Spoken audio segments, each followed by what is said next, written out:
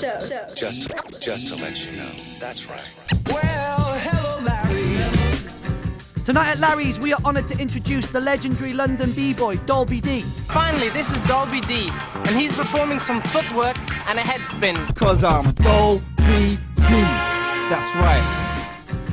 So sit back, grab a drink, as we chat about electric ballroom as a kid, dancing with Sidewalk, and being a London all-star. Break dancing should be like ballet or modern dance or jazz dancing. It should be like that, and popping, yeah. This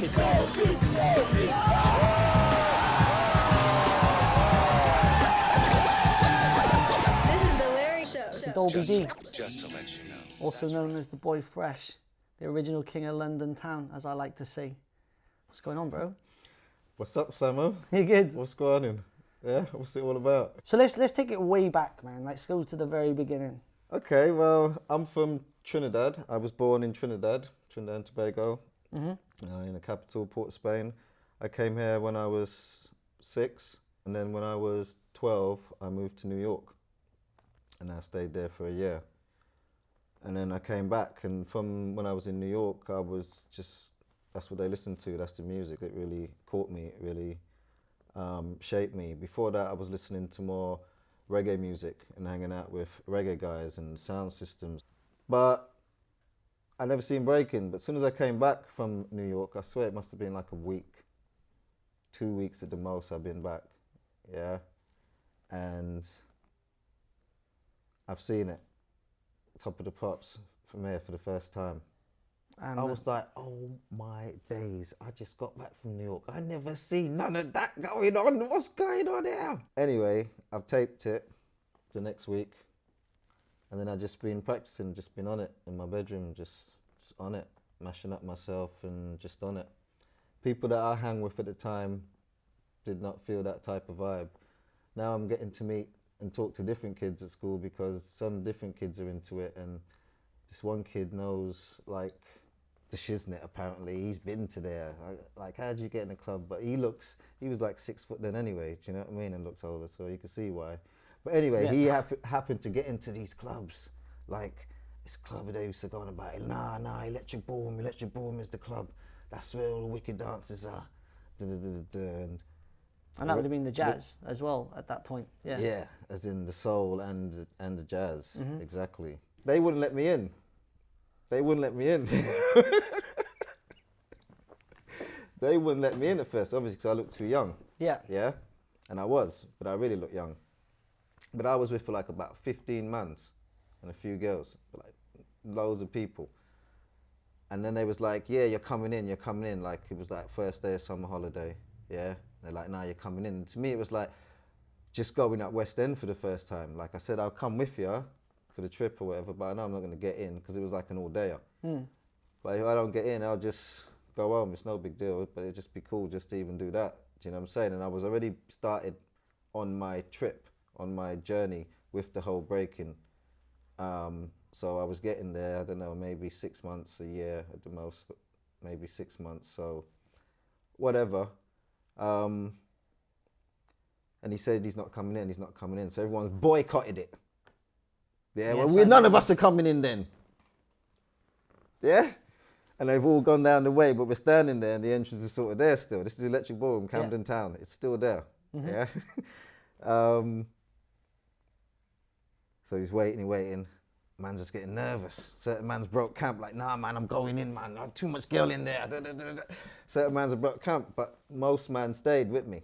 Like, nah, leave it. I'm like, nah, it's cool. They was like, nah, chill. We're going to get you in. The DJ came out of the booth, walked down the road, and said, all right, you can come in. But if I catch him drinking, he's out of here. Yeah. Yeah? So now I'm in. I had a battle at the club when I'm like 14, and I had a battle with this guy. I won't go into the details or whatever, but the main thing is I had a battle. And from that, I got respect. To me, maybe I'm a little kid and I'm fantasizing, I'm daydreaming, from this whole club, the club. At one point, I turned around and I looked around, and the whole club was looking at me. even the jazz room up there where there was glass, you could see down on the big dance floor. There was man on top of man on top of man looking. And I looked up, it was like, oh my God. Do you see what I'm saying? And that's how I met Sidewalk. Because everyone's coming up to me and saying, oh, that's really good, man, that's really great. And I'm like, thanks, people are buying me drinks and everything. You've smashed Electric Ballroom. And I've met Sidewalk. Yeah, and then the you met very next Sidewalk. day, I'm down Covent Garden in the glorious summer holiday of '83. It was a big summer for you. The glorious This was a summer big of summer for you. '83. So at that point, like you said, you've met Sidewalk, which I know is a big thing to you. You're very It is a proud big of thing to Sidewalk. me. It is a big thing to me, man. It is a big thing to me because they met me straight away. The meeting was so like, I don't know, mystical. As I'm saying, it was just a vibe. All older heads as well. They were all older than me. They were all into the dance culture already, obviously. They must have been busking already and been on the money thing. All of them soul, jazz, and now they're roboticing and popping. Yeah. Yeah? They don't know nothing about the locking then. I showed them. They didn't believe me. Maybe I didn't illustrate it too well. But I showed them about the locking. They knew that later. But they was on that. Was a unit already. So the first meeting is, I getting all the drinks and all that, and everything's cool, the night's sort of dying down. I've not done it again. I'm just on a chill mode. It's like I must have mashed up the dance because now the dance is getting a bit more empty. Now, when the George Power comes on, there's only like a few, not as many people now, but I'm listening, I just want to hear the music loud. It's just so wicked to hear it so loud. Oh my God, I've never heard music loud like this since, other than being in the Woodpecker and the sound system thing. Do you see what I mean?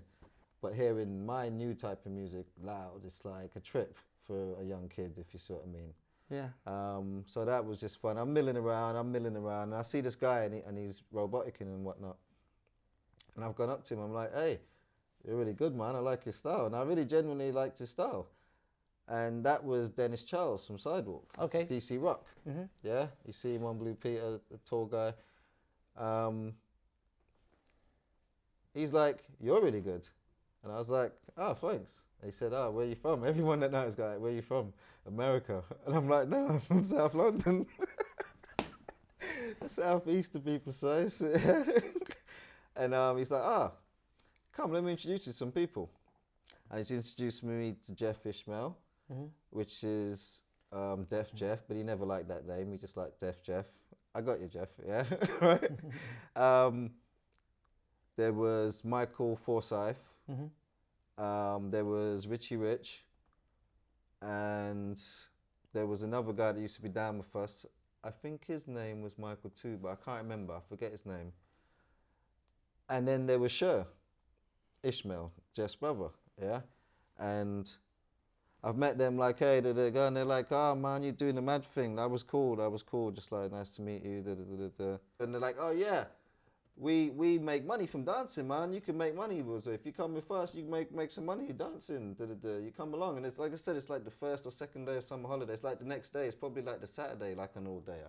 Yeah, from finishing school the Friday to be like, hey, it's summer holiday. And then Saturday now, this is going on. It's a long summer. Yeah. It's a long summer. So now I've met them and they're from my ends. They're from the southeast as well. Yeah. Some was from southwest, like Brixton, Stockwell side, but more time, Mans was from southeast. And yeah, I've gone up Covent Garden the next day, and then now I got to do shows on the cobbles, mate. Yeah, putting in work on the cobbles, mate. Like, yeah, I ain't a shooklin. I'm going to rep my set. I'm Sidewalk Crew. What? I got my hat to the side. What? It's such a beautiful summer's day every day. It got to the point so not so, yeah, that man know us. We're proper known. And I'm talking it was early on, like, because that was the spot, Covent or whatever. The spot, you see the McDonald's at Charing Cross? Yeah. That was our spot. Yeah? To the point you go in, just order a cheeseburger. Yeah? Pay for a cheeseburger. And come out with a whole bag of goodies standard. I didn't even know it myself. Look, it wasn't like we're doing nothing. I swear, one day I've gone in, and they must have been on it from time anyway. But man's has gone. I've gone. Let me get a blah and a blah and a blah. So I've gone. All right, cool. Because I was budgeting for that. Whatever. And I've come back. I've got a bag of things in my pocket. What? I didn't pay for it. He must have overcharged me. I've gone back to the thing, and I've gone, yo, bro. And he's gone. It's cool, Dolby. It's cool, man, Dolby. Okay. Cool. Wow. It was that was just the beginning, Slam. That was that really. That's really, I know. Well, it's not that. It's that because that. obviously there's a lot more, and I think to just put it more into That's how it perspective. began. I'm going to ask you a couple of questions. We can go so deep on what you achieved in that time, and it's fair to say that there was quite a lot of people who were earning reps and doing well from it. It was an explosion across the world to a lot of people. It was a world explosion. It was a world explosion. But, obviously now you've established yourself. It's a great summer. When did London All Stars begin? That was later. That was 80, maybe early 85 or early 84, late 84. Okay. And who was behind the creation of London All Stars? Well, that was me. Okay. Yeah. Really, because during Sidewalk now, and everything's going well with Sidewalk, I've left the country again and I've gone back to New York. So the second time now? Yeah, but now I'm breaking. And now, as I said, it's a world explosion. Yeah. Even for America, it's a big explosion. It wasn't like a nonchalant thing. It had just as much of impact there as it had reverberated around the world. Do you know what I mean? Mm-hmm. But I've stayed there for like just under a year. And that's another story with regards to the breaking. But I've come back now thinking, yeah, I'm super hyped up now. Yeah? No, wait till they see me now. Wait till the Jedi returns on them. And I'd got a lot better from hanging with my man Powerful in Brooklyn. Mm-hmm. Yeah. And Wonderful and Tito and Augie and all them mans. Do you get me? And I was proper in it. When I came out from New York, Sidewalk had split up, but I was on the breaking ting, and I wanted to form an all-breaking crew, basically, with the intent in mind just to be the best you can be and run things, yeah? And I already had a reputation from Sidewalk, and I felt at the time that my rep, because I did what I did, not because that's just how I felt, but I knew I was somebody in this breaking ting, yeah? Like, maybe people would follow me on this ting and we could yam up everyone, and then the money and all that would come and flow. But I really wasn't on that. I was just more on the testing of skills and getting better and proving yourself to be better than everyone else out there, or at least trying to be better than everyone out there. Do you know what I'm saying? At least really having a go and really trying to push the thing and be somebody. You know what I'm saying? But I know this dance as well, the fun of the dance is that you gotta burn somebody to be somebody, yeah? And that's the rules, that's the game, that's the fun. Yeah. You know what I mean?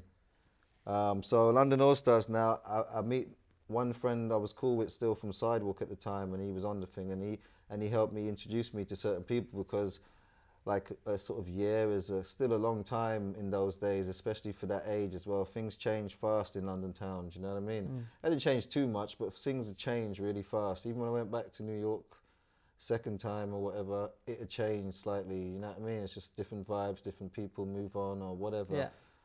But it's quite a fast life sort of thing. So now there's Zulu Rockers. This was another crew that was doing things, and I'd heard of them back in Sidewalk days, and Dennis knew them and introduced me to Flipski and Danny Francis. Okay. Yeah. The elusive and the exclusive Danny Francis, and the fabulous Fresh Flying Flipski. I saw him break at Charing Cross Tube Station, because we was up Covent, and I met him at Charing Cross Covent Garden Tube Station. And then they didn't have the barriers and all that.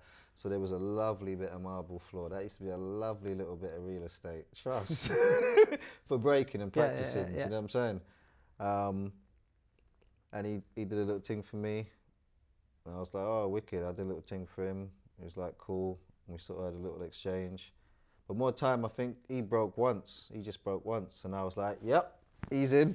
It was a fabulous first flying flip ski. And then I met other people, and that's how I met Zulu Rockers to be on that thing you see me and Danny Francis on that old school show that was called from back in the days. If you look at it, I'm really young or whatever. But Danny Francis is in it, as well as Special T. Rest in peace, Special T. And yeah, I was chilling with Special T because I knew them from Sidewalk days, but they weren't Sidewalk. We used to chill with South London Breakers, and they knew Richie Rich. They were from the same ends as Richie Rich, but they had their own thing going on. But I used to practice breaking with them a lot in Sidewalk days, and they did their own shows. They actually went on tour with Nutriment to Germany. Okay. With London Bridges Falling Down. Yeah. Yeah, back in the days, yeah. So they were doing things as well, South London Breakers. They were from the SE as well, Crystal Palace area. And but I was Sidewalk, but our crew was big too, yeah. And I think our crew was bigger just because more time we was on national TV and the things we went on to do and stuff. But anyway, I wanted to form an All Breaker, met there, and then I'd met Millie Mills through jazz dancing. He used to be one of the mans of the jazz dance scene. And he Milton. Yep, Milton. Yeah. And he was a young cat as well, because he was my age as well. But he looked a bit older as well than me. But anyway, he was getting in the clubs and he was jazzing it up hard. He was one of the mans, or a good up and coming young youth. You get me? Yeah. Yeah. I seen him have a battle in the jazz room. That he's battling man, and they're battling man. Man's just doing ting, jumping through the leg, all this ting, drop down, da, da, da, da. And then Milton had used to wear gazelles then, yeah. Gazelles just come out. Red Gazelles was one of the trainers. I remember the Red Gazelles, and when he was stepping, and he smiled at man, and he stepped out of one gazelle, and he stepped out of the other gazelle, do the 1-2 knee drop, back up like that, and he went back in the shoe, and he went back in the shoe, and he walked back in like that, and man's went nuts!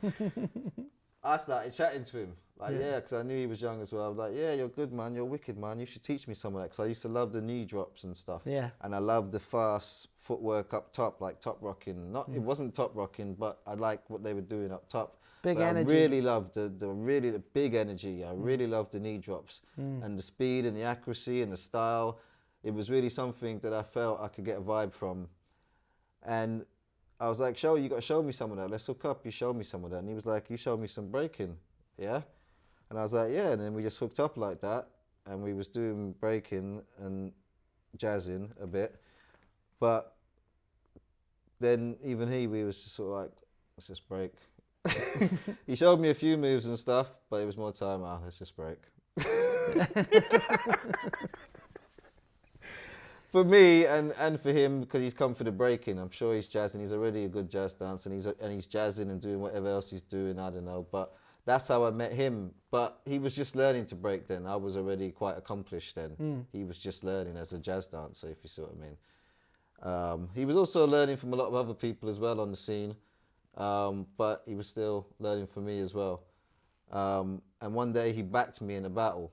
Even though he wasn't ready, yeah, he backed me in a battle. And that's one of the reasons why he got in the crew, because he had heart, you know what I'm saying? Yeah. And I saw the promise in him that he'd get good, sort of thing. Plus he had been around the people and been around the scene and knew people, and that was practicing with people, other people, even man like Flipski and whatnot. And so that's how he got in London All Stars. And then Special T was always my man, because he's one of the first people I checked when I got back from New York, and South London Breakers. But South London Breakers were doing their thing, but T was on it. Like, yeah, come, let's go, Dolby, let's do the thing. So yeah, T was always there, sort of thing. But now we're forming a new crew. This is London All Stars, and now we've got the Poppers, which is Dennis Charles. We said we had that as well. Poppers, Dennis Charles, and Danny Francis, the Pop Lockers, and that's a crew. And we'll roll with that. But to me, it was about burning people and battling people. London All Stars was a real big explosion, because once again, like Sidewalk days, a lot of things kept happening, and happening really quick till it kind of culminated in the first ever the first ever World Championships. First ever World Championships was held in New York City in I think it was 84. Okay. 84, 85 latest, but I'm sure it was 84. It might have been early 85 though, but I think it was late 84. But anyway, in New York City, at the Roxy. Yes, the club in Beat Street. Well, the Bronx Rockers are here, man. Yo, it's Beat Street, man. It's Beat Street. They gon' battle, man. At the Roxy, bruv. And you remember that scene where they got the Perpex glass on the floor and they filmed the camera from underneath? They showed me doing a quick turtle like that on TV one time on it. Oh, sick. And that was a London All Stars trip that you was on? Well, this is Paul Oakenfold, is our manager again for London All Stars. He was there with Sidewalk and now for London All Stars. And somehow we got that to represent for the UK. And basically, yeah, we won. There was a special section, the international section, because obviously the rest of the world wasn't as advanced as America then. Well, I guess that's the way they saw it. But they had a special prize for best girl or something like that. But one of the things was international section. And I was quite surprised to see a lot of places represented there when I was there. I was shocked. I saw like the West Indies represented then. I saw like, I remember seeing Bahamas and I think even like Finland and Norway or Sweden, something like that. And I was like, wow. I knew it was a world explosion, but it was just like kind of like, wow, to see it actually going down sort of thing. But and yeah, the Roxy. Out of all them, at the Roxy, New York City, paid for, hotel in Manhattan, done no. That's where we got the Puma suits that we was wearing in Blue Peter and stuff, and people know us for the blue and red Puma blue suits. and red, yeah. I mean, and the white and blue. And the white and blue. Well, that was Kappa. earlier That was days. Kappa. That was earlier Kappa. days, and that was South London Breakers, because them man brought that back from Germany when they went on tour. No man had Kappa then. And with regards to fashion and the sports gear thing was everywhere. Tracksuits were the thing, and I think what it was led more by the superstars of the times, which were sports people. So mans would be wearing the Elise and the Feeler and all that because Bjorn Borg's got it, and he's the champion at the time. Do you see what I'm saying? Yeah. Adidas was the ting. Adidas, they call them in America. That was a ting. Big explosion. Do you know what I'm saying? So Adidas tracksuit with the Adidas sneakers and fat laces, the same color. Yo, you know what I'm saying? With the hat like that. Yo! You saw a lot of the actors, famous actors and whatnot. That's what they'd wear as well. It was all round style, if you see what I mean, at the time. Yeah. So it was just happened to be spinnable. Nice. Yeah, and fashionable. Nice. Yeah. Polyester or nylon. Yeah, nice. So from the successes of London All Stars and the many stories that came with it, what was the end of London All Stars? Like how, I mean, because I'm trying to give a time frame of when London All Stars started to sort of stop doing their thing. Was that to do with the change in the climate of the attention of the media's focus to breaking, and at that point breaking had become reliant off that? Like you said, you started London All Stars just to burn, but obviously from your successes you became marketable, and from that marketability came money opportunities which you're never going to turn down. Like you said, you're in school, but you're being treated like an adult in terms of the way you're getting paid. So it's hard to say no to that, isn't it, really? Well, I wasn't saying no to it. No, straight up. The way I felt then was like, fuck it. You know what I'm saying? Oh, you're meant to be. I was hardly at school. Yeah. They knew what I was doing. I wasn't out there doing crime and doing stupidity or just loafing or getting drunk or getting high or nothing. I was about this dance and this culture and this music. Discipline, Do you know dedicated. what I'm saying? And That's what I did all the time, and that's what I seeked out when I left my gates and ventured up West End and ventured wherever. Do you see what I'm saying? So that's what I wanted to do, and that's what I wanted to do. And it was, it's what I wanted to do. It was a superhero journey. And I need to do it now whilst I'm young. Yeah? I need to do it now whilst I'm young. I knew that much and felt that strongly about it. I can catch up on all that fucking algebra and fucking proper English and spelling bullshit for now. I know how to count money. Plus, I'm young. I need to develop my body and hone my skills. Yeah. So you're, when would you say London All Stars came to an end? Simple, really. I'll answer that one for you. The way I saw it, things like you said in the media were dying down. And to me, what it meant was there was a lack of shows. So where before man is rinsing good 100 or so, steady a week, bit more, little less, but steady.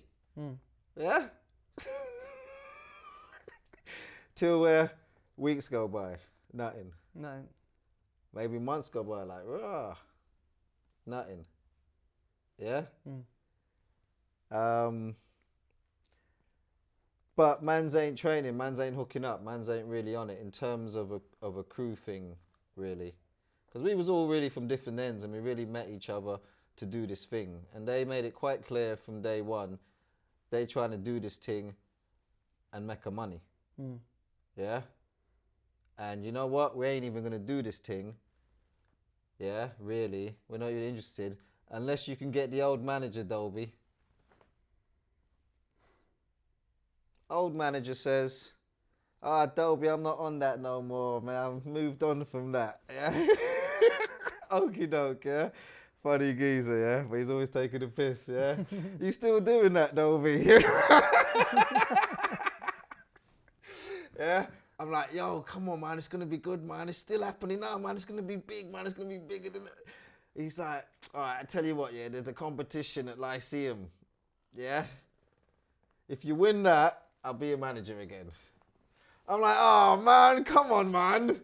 Yeah? Right, so I tell them, man, yeah, that's what he said. I went and I tried a few, because I really don't care. I just want a bun, man. That's all I want to do. No, honestly. Yeah? Keep the money. It ain't about the money, and it ain't about the fame. And it ain't about the herbal essence or my dad's to blame. And it ain't about spilt milk or pennies down the drain. It's all about repping for the set that you claim, like your shit don't stink and your steel don't stain. And endlessly show us on boy head with the dub plate rain and the legend lives on, because I keep having to explain. Yeah, it wasn't about that for me. But it was really, they made it quite clear it's about that for them. Not that they weren't into it and everything, but obviously that's a big deal, and I know it's a big deal. And in a way, okay, yeah, that probably would be cool. Yeah, let's give it a go. And we won, basically, and we won with Bionic. We may have never won without Bionic, to tell the truth. I tell the truth, yeah? We may not have won with Bionic. Bionic had a move used to call it the Scorpion. Killer move. Yeah? I'm just going to say it's a Scorpion. What was the sort of end? I mean, you mentioned about the fact that you'd lost your manager and you had to win it back. Well, I didn't lose my manager as such. It was more, it ran its course, I think. To me now, things aren't so, or there's a lull in things. And I know there is a lull in things sometimes. Yeah? Okay. But now that the practice spots, we're not really practicing. Everyone's kind of doing their separate things, because two are from West London, but even different places in West London. I'm from the SE, Flipski's from East London, Special T's from Southwest. Do you see what I'm saying? Everyone's sort of doing their things. And to come together now where there's no incentive, I guess, in terms of the cash, it's probably not worth it for certain mans. Do you see what I mean? What's your greatest memory or moment that you've had in breaking? I mean, as an achievement, bringing back the first international medal for England. England! Well, really, the whole UK then. I mean, in terms of, like, if you kind of look at it like a sporty way, you know what I mean? And having those opportunities to be able to be at that level and feel like, yeah, I'm a world class, or I'm there or thereabouts. I've reached that level after all the hard work and dedication and everything. And there was ups and downs. It wasn't all smooth sailing. Yeah. It was quite big, and it led to a lot of things like the Blue Peter and the diss, because once again, you'd proven something. And when you prove yourself like that, these sort of things come. Do you see what I'm saying? Mm-hmm. So to me, it was really great and really achievement, but it's not like, hey, I got a medal, look at me. That's just personal to you. Do you know what I mean? Something that but was personal and it's powerful. more like a personal testament to what I was trying to do this thing for, if you see what I mean. Dolby motherfucking D. Slam anarchy. This is the Larry Show. Just to let you know. That's right. D, motherfucker, D. Trust, I wanted to be Vinny Barbarino.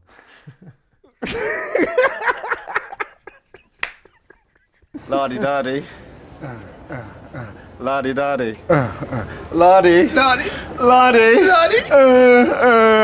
You know what the beat is? La-di-da-di. I like to party. I don't cause trouble. I don't bother nobody.